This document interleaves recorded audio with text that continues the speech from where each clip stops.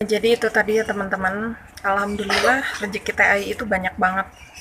Dari mulai hari pertama puasa sampai kemarin hari ketiga itu rezeki TAI itu masya Allah banget ya teman. Jadi dari pas pertama munggah, itu munggah orang pada sibuk. Eh, Bikin daging, bikin ini, bikin itu. Tapi TAI berpikir, ya udahlah TAI bikin makanan yang ada di rumah aja. Karena pertama di samping agar kita berhemat, kedua juga kita tidak buang-buang makanan ya, alias mubazir, membiarkan makanan menjadi mubazir. Masya Allah banget teman-teman, ketika munggahan itu TAI dikirim rendang, daging sapi sama kakak ipar. Terus pas sahurnya itu dikirim daging ayam juga, goreng ayam. Terus pas buka puasa itu banyak banget yang ngirim kayak es campur, itu sampai ada 2 bungkus, belum dari kakak ipar 1 bungkus itu es campur. Dan itu masya Allah banget teman-teman, dari hari pertama puasa sampai hari ketiga itu alhamdulillah berkah barokah banget. TAI nggak ngeluarin uang sama sekali. TAI cuma ngeluarin uang waktu kemarin itu hanya buat beli cabai rawit aja buat bikin sambal teman-teman. Jadi ini tuh real, nggak mengada-ngada, ini tuh bukan hoax. Nah, jadi buat teman-teman yang lagi ngerasa susah, ngerasa sulit tentang makanan, yang sedang terlilit hutang atau pinjaman ataupun amanah-amanah lain, teman-teman, ayo kita yakin sama Allah Subhanahu wa taala.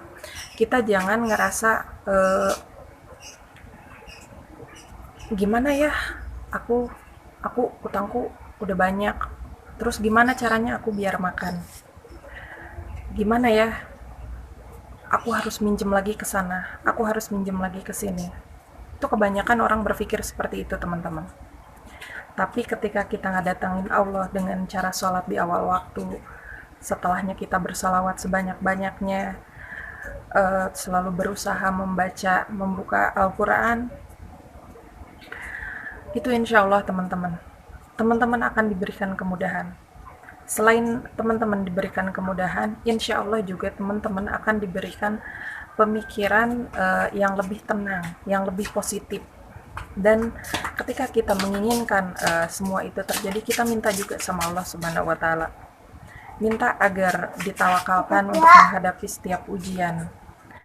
Teman-teman semua itu jangan ngerasa putus asa ya ketika teman-teman belum ada makanan. Pusing karena memikirkan amanah yang begitu banyak, harus minjem ke sana, harus minjem ke sini untuk keperluan sehari-hari. Itu teman-teman gak usah pusing. Itu disolawatin aja. Gak apa-apa teman-teman, awalnya kita solawat, minta, ada yang mencibir misalkan, kok kamu minta ini minta itu kok disolawatin. Solawat itu harus karena Allah Subhanahu wa taala. Misalkan kayak gitu, ada yang mencibir, ada yang ngata-ngatain misalkan, itu nggak apa-apa teman-teman, itu tuh sebagian dari ujian. Ada orang yang mencibir kita, ada orang yang ngata-ngatain kita, itu tuh ujian.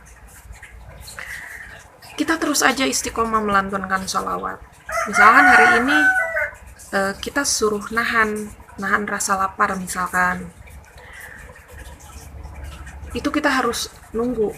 Kita nggak usah ngegerutu, mana TAI katanya Allah nolong, katanya kalau disolawatin nanti Allah tolong, tapi mana kok belum datang juga.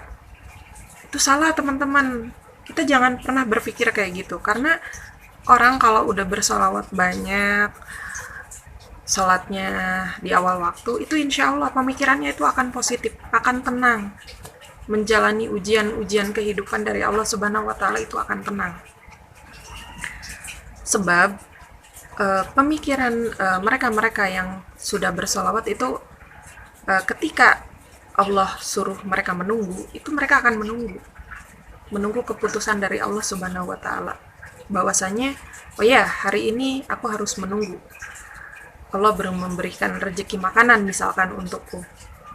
Tapi itu Allah nggak akan mungkin membiarkan hambanya menunggu sangat lama. Nggak akan mungkin ya.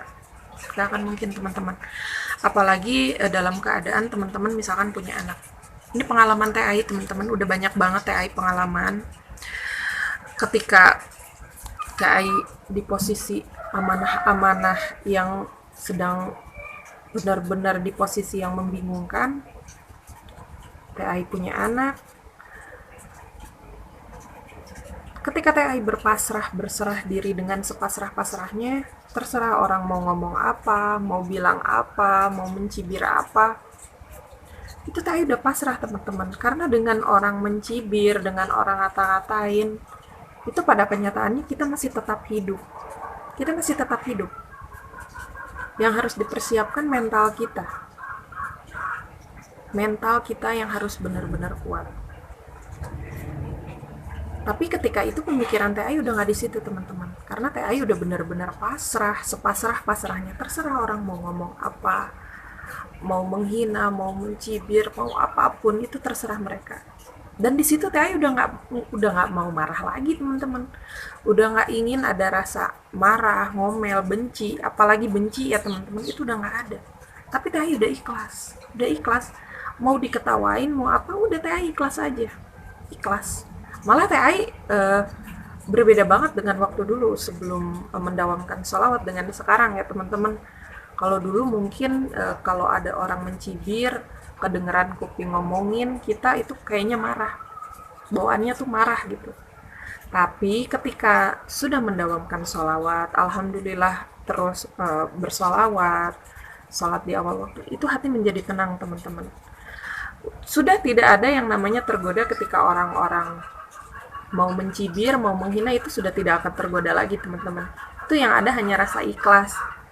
Dan yang ada kita hanya, ya udah ya Allah, aku terima apapun ketentuanmu. Jadi kayak gitu, udah ikhlas aja. Kalau memang mereka mentertawakanku karena aku salah, ikhlaskan hatiku. Tapi ketika mereka mentertawakanku karena sesuatu hal atau bukan karena kesalahanku, maka maafkan mereka. Udah kayak gitu aja, simple. Karena pada kenyataannya teman-teman, walaupun kita ada yang menghujat, ada yang menghina, semenghina apapun, dicaci, dimaki, tapi kenyataannya kita masih hidup. Kita ada anak yang harus kita perjuangkan teman-teman. Itu pemikiran TAI. Dan TAI udah gak peduli dengan semua itu. TAI hanya ikhlas nerima semuanya. Ikhlas, dan Masya Allah ketika ikhlas dan berserah dan berpasrah, Masya Allah banget. Allah itu memberikan TAI anak pasti dengan berikut dengan rezekinya, dan itu terjadi teman-teman. Allah titipkan anak-anak sama TAI.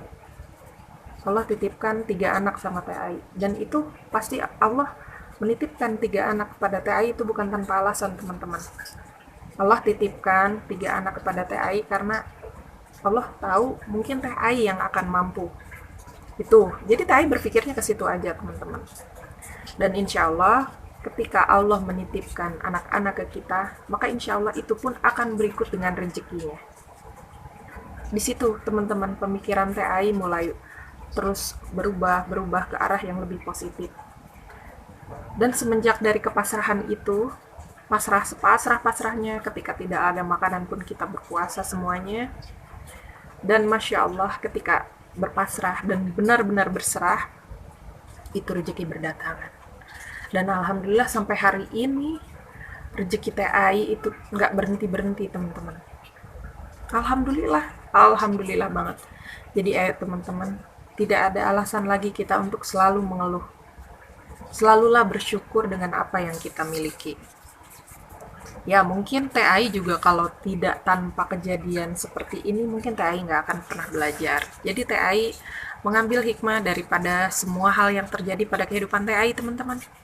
Makanya segala sesuatu hal itu jangan disesali, tapi mencobalah untuk terus memperbaiki teman-teman.